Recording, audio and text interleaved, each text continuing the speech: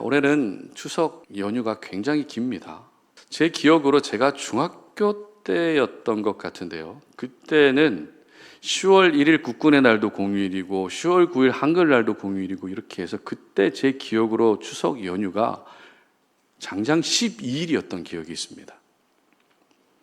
그때 제가 중학생 때 공부도 잘 안 할 때 학교 수업을 듣고 있으면서 이 수업만 끝나면 이제 12일짜리 연휴가 시작된다 하면서 초 단위로 시간을 재면서 수업이 끝나기만을 간절하게 바랬던 그때 기억이 어렴풋이 나더라고요.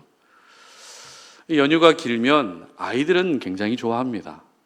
그러나 어른들은 어떻습니까? 썩 반갑지만은 않죠. 올 추석에 지출 예산 계획이 작년 평균 56만 원이었는데 올해는 71만 원이라고 합니다.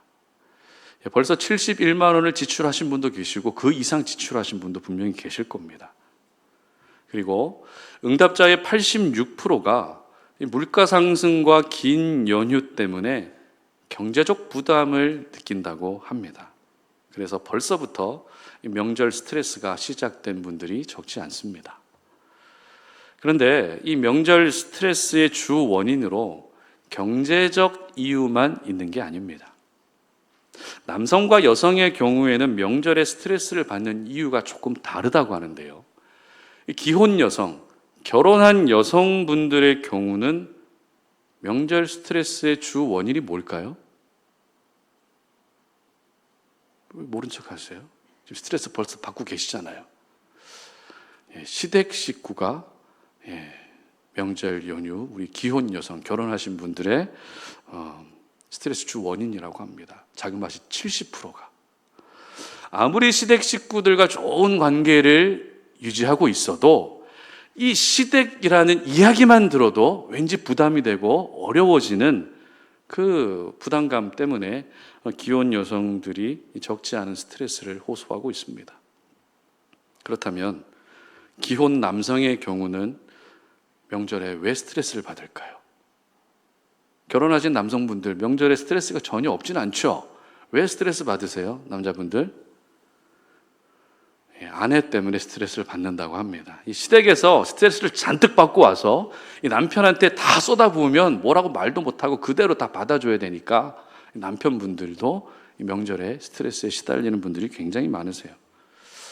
제가 이 말씀을 드리는 이유는 이번 명절은 서로 존중하시고 서로 배려하시고 서로를 지켜주시면서 스트레스를 서로 간에 줄여줄 수 있었으면 좋겠습니다.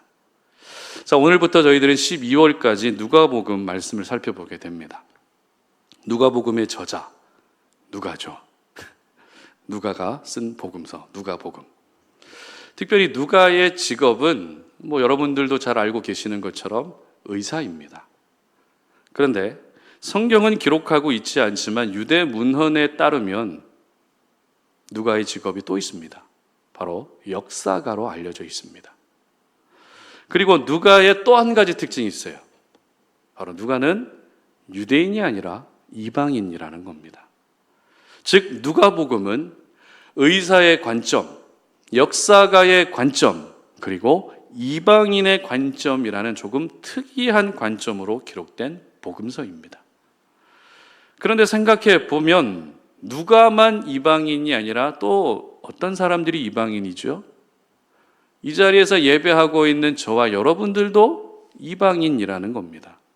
따라서 이방인 누가가 쓴 누가복음은 바로 우리 모두를 위해 쓴 복음서이기 때문에 저희들에게 분명히 큰 은혜가 될 줄 믿으시기를 바랍니다. 특별히 누가는 예수님의 출생기사와 유아시절, 예수님의 유아시절, 즉 예수님의 시작에 대해서 비교적 상세하게 기록하고 있습니다. 아무래도 역사가이기 때문에 예수님이 역사적으로 분명히 존재한 인물이다라는 것을 증명하기 위해서 출생기사를 통해서 강조하고 싶었던 것이겠죠. 그런데 우리 예수님은 단순히 역사적 인물만이 아니십니다. 역사적 인물임과 동시에 하나님의 은혜의 완성이시며 하나님의 은혜의 절정이시며 하나님의 은혜의 실제가 되신다는 겁니다. 다시 말해 예수님은 은혜 그 자체라는 겁니다. 자, 이것을 뒷받침해 주는 증거가 마태복음, 마가복음에는 한 번도 나오지 않는 은혜라는 단어가 누가복음에는 비교적 여러 번 언급되고 있습니다. 오늘 본문에만 해도 모두 2번 나오고 있는데요. 누가복음 1장 28절 말씀을 함께 읽어보도록 합니다. 그에게 들어가 이르되 은혜를 받은 자여 평안할지어다. 주께서 너와 함께 하시도다 하니. 아멘. 은혜라는 말이 나오죠. 그리고 1장 30절도 봅니다. 천사가 이르되 마리아여 무서워하지 말라. 네가 하나님께 은혜를 입었느니라. 아멘. 이처럼 누가는 은혜의 측면, 은혜의 관점으로 예수님을 생각하며 복음서를 기록했던 것입니다. 따라서 예수님의 출생 기사를 상세하게 소개하고 있는 누가의 저술 방식은 수천 년 전부터 하나님이 약속하신 은혜가 드디어 시작됐다는 것을 보여주고 있는 것입니다.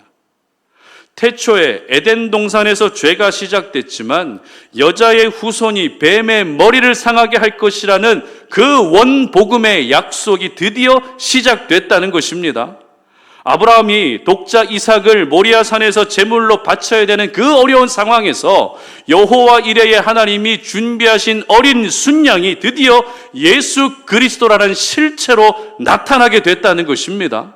다윗이 성전 건축이라는 위대한 비전을 품었을 때 하나님이 다윗에게 네 나라가, 다윗의 나라가 영원히 견고하고 너의 왕위가 영원히 이어질 것이다 라고 하는 그 약속된 은혜가 드디어 시작됐다는 것을 말한다는 것입니다. 여러분, 누가복음을 시작하는 저희들에게도 약속된 하나님의 은혜가 시작된 줄 믿으시기를 바랍니다. 명절 연휴에 이미 많은 분들이 스트레스가 시작되셨겠지만 그보다 더 중요한 약속된 은혜도 시작된 줄 믿으시기를 바랍니다. 그래서 이 은혜의 힘으로 명절 스트레스와 명절 트라우마를 모두 이겨내시고 삶의 자리에서도 이미 시작된 은혜의 힘으로 승리하시기를 주님의 이름으로 축복합니다. 오늘 저희들에게 주시는 영적 교훈을 찾아봅니다. 첫 번째는 은혜의 가격은 값없는 선물이라는 것입니다. 28절과 30절인데요. 함께 읽어보겠습니다.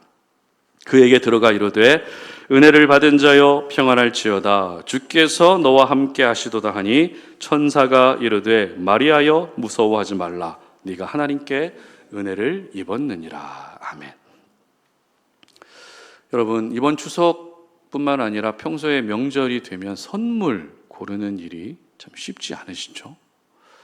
어떤 선물을 해야 될지 참 고민이 많이 되실 겁니다. 과일을 할지, 건강보조제를 할지, 아니면 호불호가 전혀 없는 현금, 상품권으로 선물할지 고민이 많이 되실 겁니다.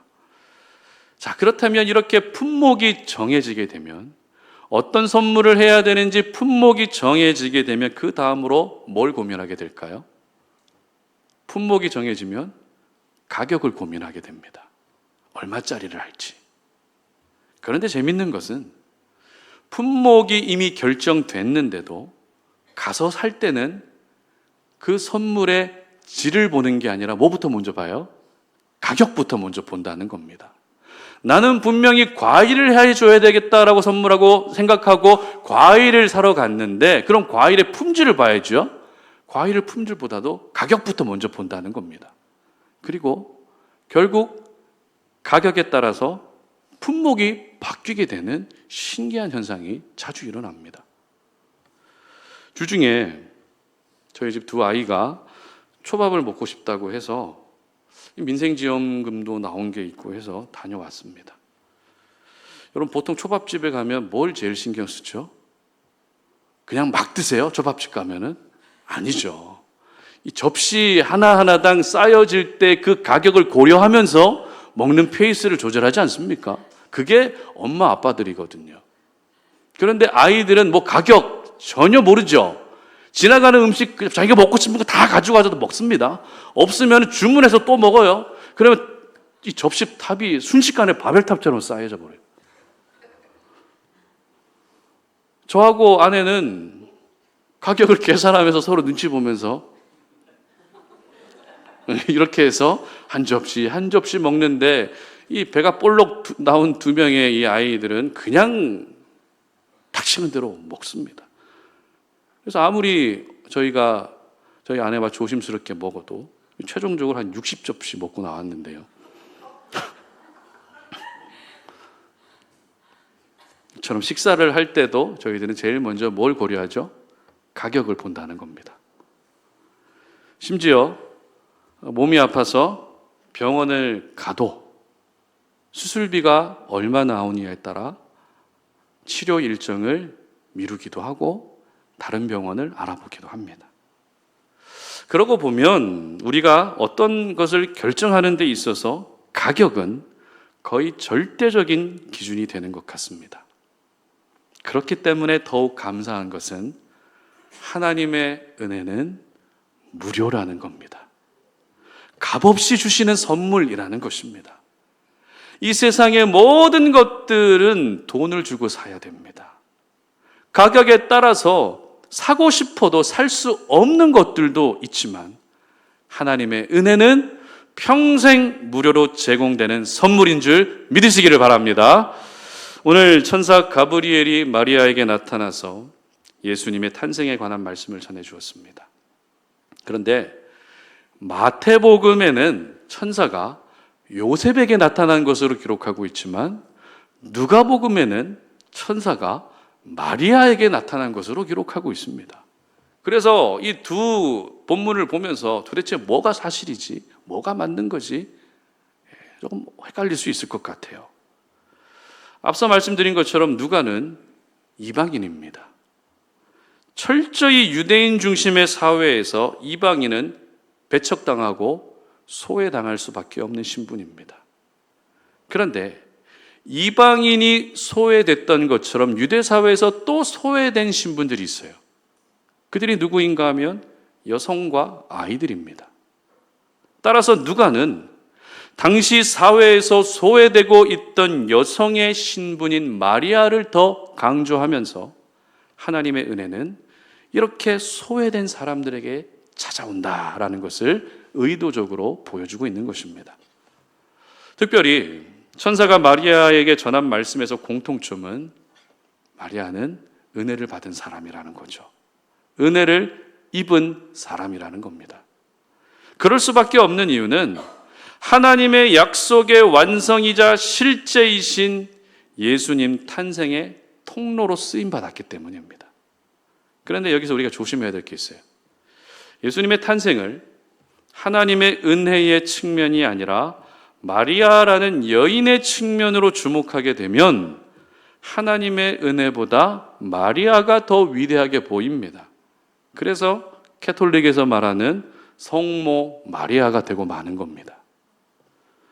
당시 유대 사회 안에는 많은 여성들이 있었습니다.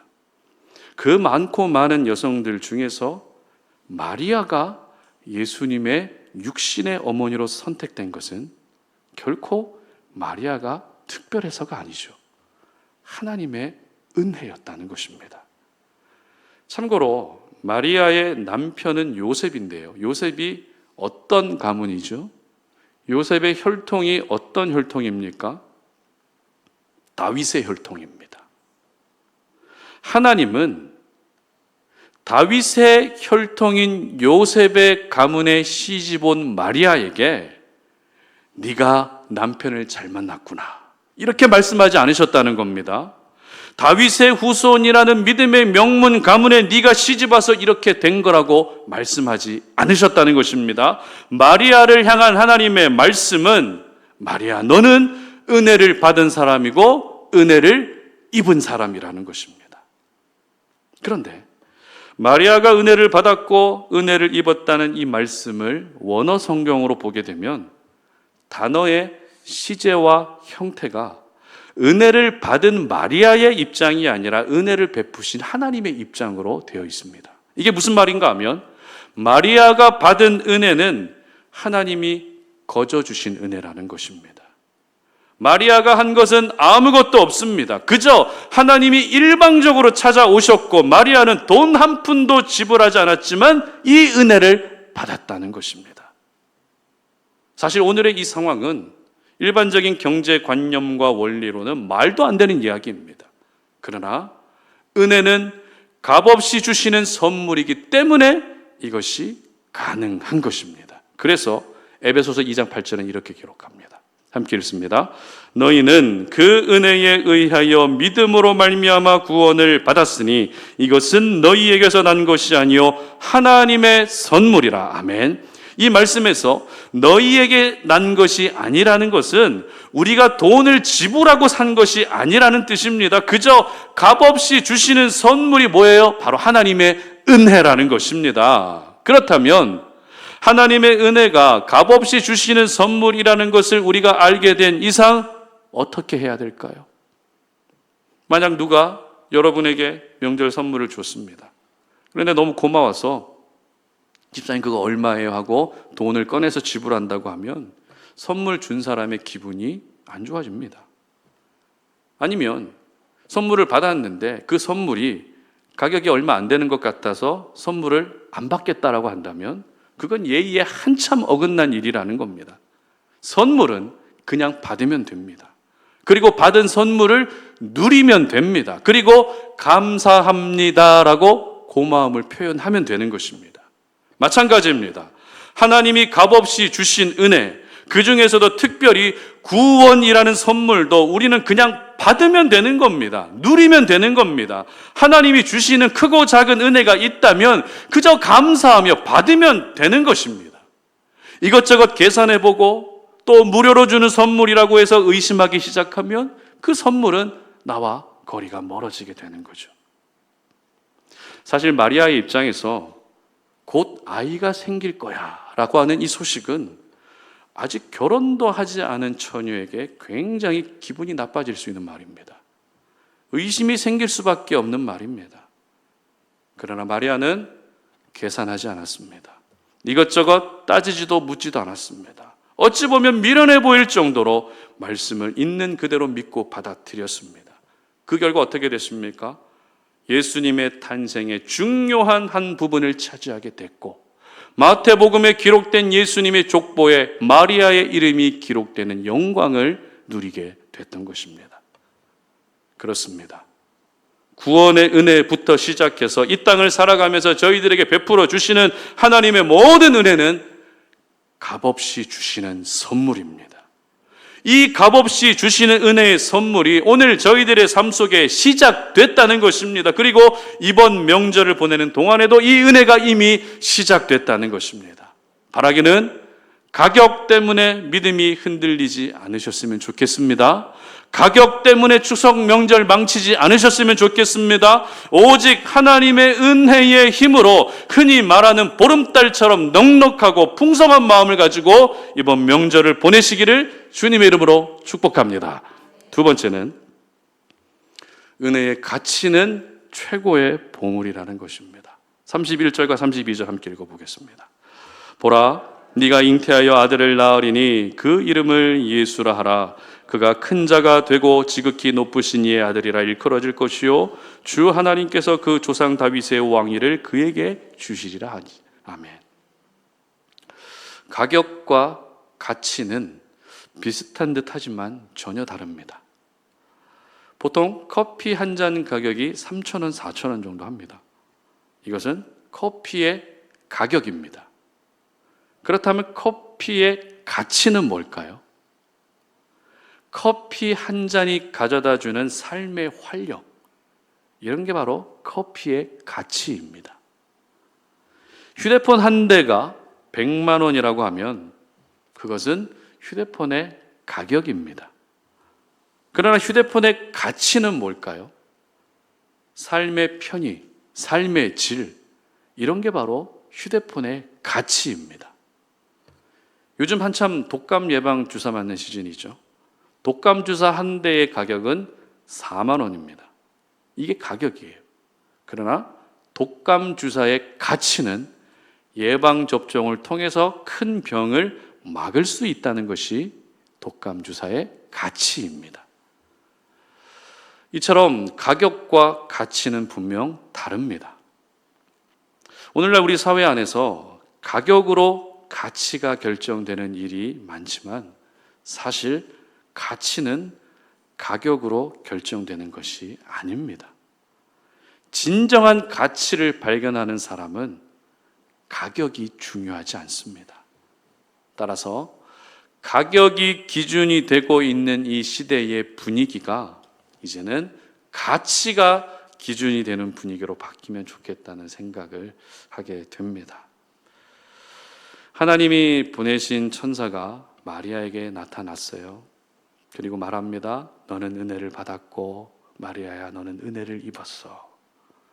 그리고 그 받은 은혜가 뭔지, 입은 은혜가 뭔지 은혜에 대한 구체적인 내용까지도 전해줍니다. 어떤 내용이었습니까? 마리아, 너의 몸에서 아들이 태어나게 될 거야. 이 내용을 전해준 겁니다. 그런데 이 아들이 보통 아들이 아닙니다. 목수 남편과 약혼을 하고 결혼을 준비하면서 평범하게 살아가던 마리아에게는 도저히 믿기 어려운 말씀이 주어진 것입니다. 왜냐하면 자신의 몸에서 태어날 아이가 누구입니까? 지극히 높으신 이의 아들, 즉 하나님의 아들이기 때문입니다. 뿐만 아닙니다. 유대인들의 심장, 유대인들의 자존심, 유대인들의 상징으로 여겨지던 다윗의 후손으로 왕위를 이어받을 것이기 때문입니다. 그리고 33절 말씀 함께 읽어봅니다. 영원히 야곱의 집을 왕으로 다스리실 것이며 그 나라가 무궁하리라. 아멘. 자신의 몸에서 태어난 아들이 다스리는 나라는 망하지 않는 영원한 나라가 된다는 것입니다. 만약 여러분에게 천사가 나타나서 여러분의 자녀가 장차 이 나라의 지도자가 되고 이 민족의 지도자가 될 것이라고 말해준다면 부모로서 가슴이 벅차오르지 않겠습니까? 마리아의 심정이 바로 이랬을 겁니다. 남편 요셉의 집안이 아무리 다윗의 혈통, 다윗의 가문이라 해도 그건 오래전 이야기일 뿐 지금은 평범한 목수의 가정입니다. 그런데 우리 집안에서 다윗의 왕위를 잇는 위대한 지도자가 나온다는 것은 정말 꿈만 같은 이야기입니다. 그러나 여러분, 이것이 바로 은혜의 가치입니다. 비록 값없이 주시는 공짜 선물이 은혜지만 그렇다고 그 은혜의 가치마저도 별 볼 일 없지는 않다는 것입니다. 가격과 가치는 비례하지 않다는 겁니다. 하나님의 은혜를 가격으로 책정하면 10원조차도 안 되는 하찮은 가격이지만 하나님의 은혜의 가치는 이 세상 가장 귀한 본물인 줄 믿으시기를 바랍니다. 우리나라 국보 1호가 남대문이죠. 숭례문, 남대문이 우리나라 국보 1호입니다. 국보라는 것은 우리나라에서 최고의 보물 중에서도 으뜸이 되는 문화재가 국보입니다. 따라서 국보는 가격을 책정할 수가 없습니다. 국보는 가격보다 가치가 더 중요하기 때문에 그 가치 때문에 보물로 인정되는 것입니다. 마찬가지입니다. 하나님의 은혜도 역시 가격으로 책정할 수가 없습니다. 하나님의 은혜를 보물이라고 말할 수밖에 없는 이유는 가격보다 가치가 더 중요하기 때문입니다. 죄와 사망에서 구원해 주신 은혜, 실패와 절망에서 건져 주신 은혜, 상처와 고통 속에서 다시 회복시켜 주시는 그 은혜는 이 세상 가장 귀한 가치를 담고 있는 하나님 나라의 국보 1호라는 것입니다. 그래서 우리 하나님은 독생자 예수 그리스도를 통해서 이 은혜를 저희들에게 베풀어 주셨고 지금도 베풀고 계시며 앞으로도 베풀어 주시는 것입니다. 여러분, 이것이 바로 성경이 기록하고 있는 역설의 진리입니다. 값없는 은혜지만 그 가치는 도저히 책정할 수 없는 보물 중에 보물의 가치를 가지고 있는 것이 바로 하나님의 은혜 속에 담겨져 있는 참 진리인 것입니다.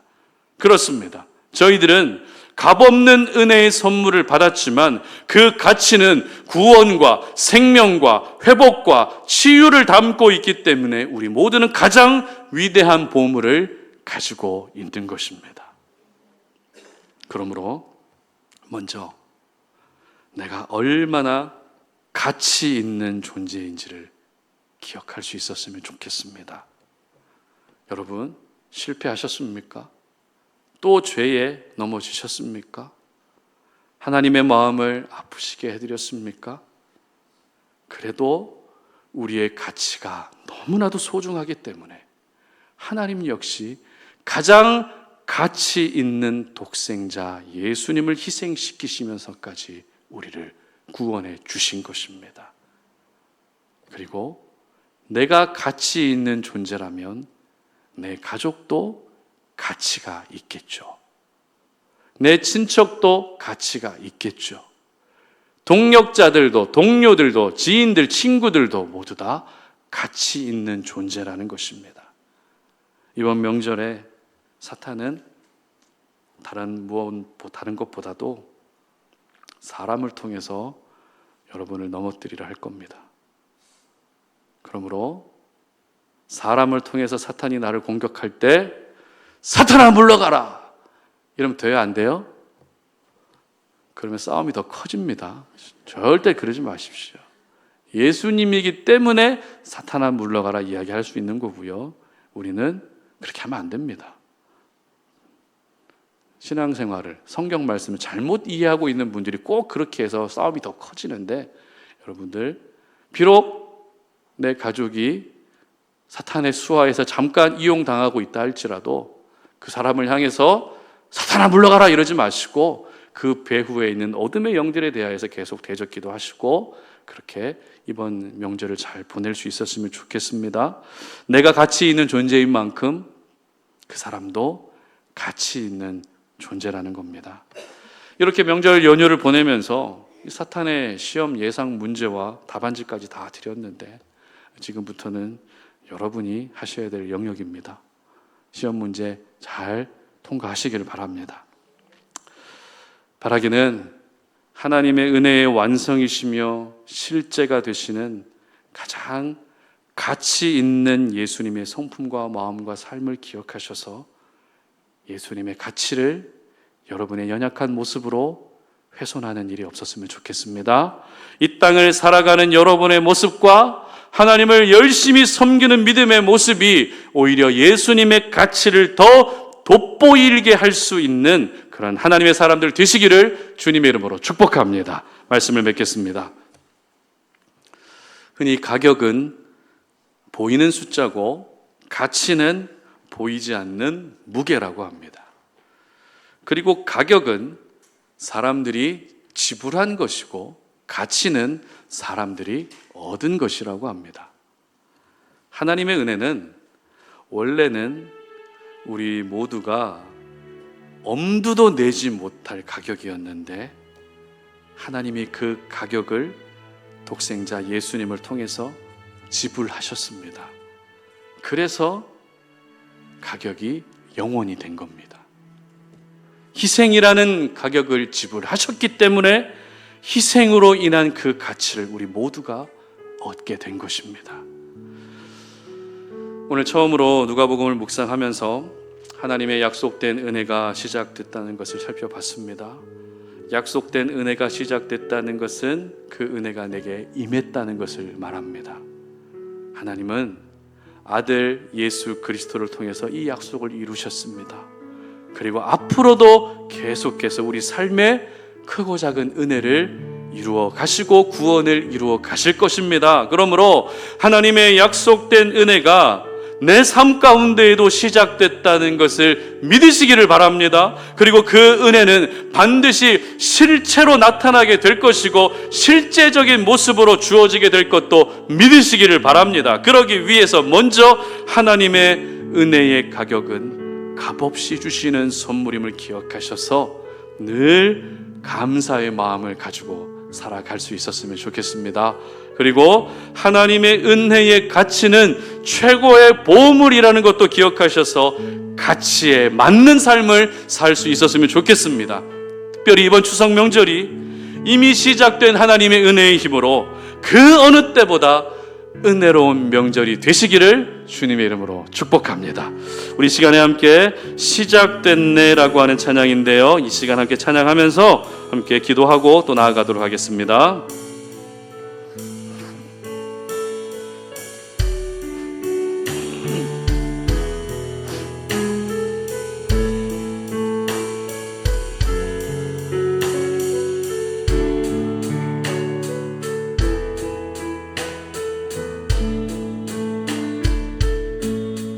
시작됐네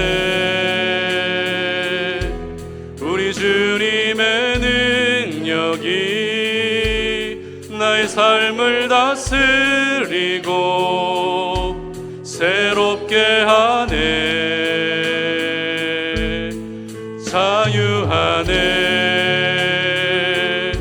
죄와 사망으로부터 나의 삶은 변하고 난 충만하네 은혜로다 주의 은혜 한량없는 주의 은혜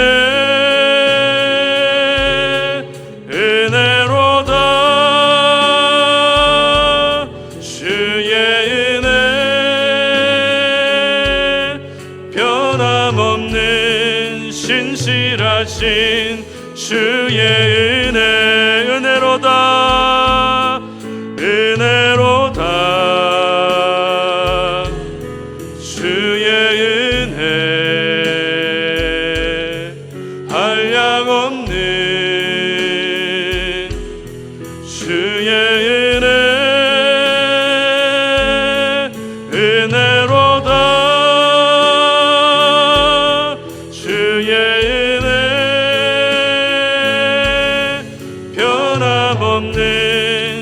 신실하신 주의 우리 한 번 더 고백합니다. 은혜입니다. 은혜로다 주의 은혜 한량없는 주의 은혜 은혜로다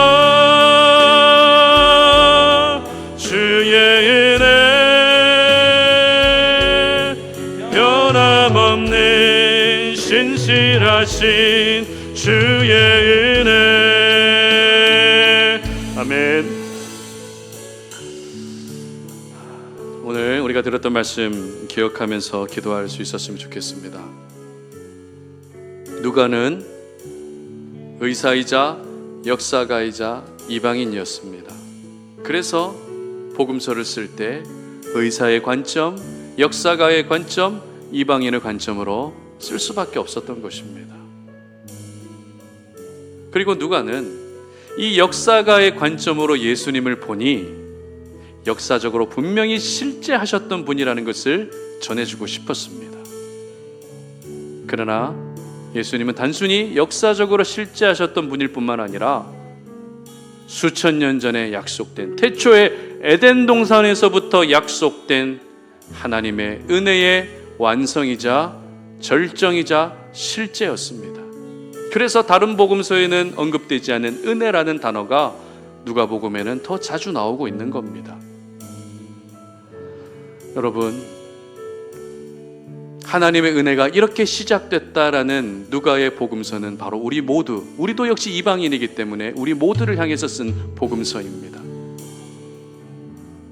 여러분의 인생에도 하나님의 은혜가 시작됐다는 것을 믿을 수 있었으면 좋겠습니다.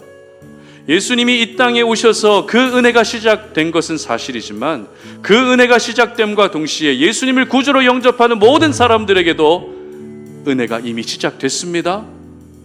그렇다면 그 은혜란 어떤 은혜입니까? 은혜의 가격은 값없는 선물입니다. 이미 모든 가격을 지불하셨기 때문에 값없이 주어진 선물입니다. 우리는 그 선물을 받아 누리기만 하면 됩니다. 감사합니다 하나님이라고 그렇게 고백하면서 받으면 되는 겁니다. 가격이 값싸다고 해서 값없는 구원이라고 해서 절대 값어치가 없는 것이 아닙니다. 왜냐하면 은혜의 가치는 최고의 보물이기 때문입니다. 마리아라고 하는 사회적으로 소외당할 수밖에 없었던 연약한 여인이지만 천사가 나타나서 은혜가 임했고 은혜를 받았다라고 말하고 있는 것은 하나님의 은혜가 값없이 주시는 선물이라는 것과 함께 하나님의 은혜의 가치는 가장 존귀하다라는 것을 말하고 있는 겁니다. 왜입니까? 마리아의 몸에서 태어날 그 아기가 지극히 높으신 이의 아들, 하나님의 아들이기 때문입니다. 그렇게 마리아의 몸에서 태어난 아기의 희생으로 인해서 우리 모두에게 구원이 주어졌기 때문에 은혜의 가치는 최고의 보물인 것입니다. 오늘 이 시간 하나님의 은혜에 대해서 다시 한번 기억하시면서 하나님의 은혜는 값없는 선물입니다. 그래서 제가 감사함으로 받겠습니다. 그러나 값 없다고 해서 가치가 없는 것은 아닙니다. 세상 그 어떤 것보다도 가장 귀한 가치가 있는 것이 바로 하나님의 은혜입니다. 그러므로 이 은혜가 내 삶 가운데 시작됐다는 것을 믿으면서 이번 명절을 그렇게 믿음 안에서 살아갈 수 있게 해달라고, 가족들과 만나고 또 여러 가지 사탄의 공격과 어려움 속에서도 이 은혜의 힘으로 버텨낼 수 있게 해달라고 다 함께 주여 한번 외치고 기도하며 나아갑니다. 주여, 하나님 감사합니다. 오늘 이 시간 우리에게 주신 생명의 말씀을 통해서 이번 명절을 우리가 어떻게 보내야 할 것인지, 결국 구원받은 하나님의 사람들은 하나님의 은혜의 힘으로 살아가야 한다는 것을 깨닫게 됩니다. 아버지 하나님이 우리에게 주신 이 생명의 말씀, 이 은혜의 말씀을 영원히 잊지 않게 하시고, 예수님이 이 땅 가운데 사람의 몸으로 태어나시게 된 것은 은혜의 시작이지만 그 예수님을 믿는 모든 하나님의 사람들에게도 이미 이 은혜가 시작됐다는 것을 기억합니다. 지금은 앞이 캄캄하고 지금은 앞이 모든 것들이 보이지 않아서 어렵지만 그럼에도 불구하고 이미 내 인생에 하나님의 은혜가 시작됐다는 것을 믿음으로 선포하며 이번 명절을 보내고 앞으로의 우리의 삶을 살아가는 데 있어서 하나님께서 허락하신 은혜의 힘으로 살아갈 수 있도록 도와주시옵소서. 하나님의 은혜는 값없는 선물입니다. 그러나 하나님 은혜의 가치는 최고의 보물입니다. 이 영적 진리를 내 삶 가운데 꼭 잊지 않게 하셔서 하나님 은혜의 힘으로 승리하고 은혜의 힘으로 참아내게 하시고 은혜의 힘으로 극복하게 하시고 은혜의 힘으로 모든 상황들을 인내할 수 있는 신실한 주의 백성들 되게 하여 주시옵소서. 살아계신 하나님, 이 명절 연휴 기간이지만 하나님 앞에 나와 예배하며 우리에게 주신 생명의 말씀을 붙들고 또 한번 다시 믿음을 결단하게 하시니 감사합니다. 예수님이 이 땅 가운데 태어나시게 되는 것은 모든 인류의 하나님의 약속된 은혜가 시작됐다는 것을 말합니다.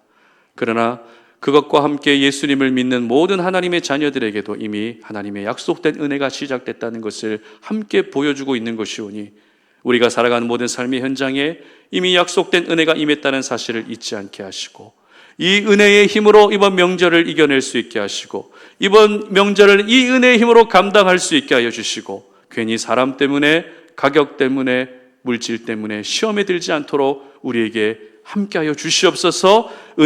물질보다, 가격보다, 사람보다 더 중요한 것은 바로 하나님의 은혜입니다. 하나님의 은혜의 힘이 이 모든 상황들을 이겨내고 극복할 수 있는 원동력이 되는 줄로 믿사오니 우리 사랑하는 송탄 올인의 모든 지체들이 은혜의 힘으로 살아갈 수 있게 하여 주시옵소서.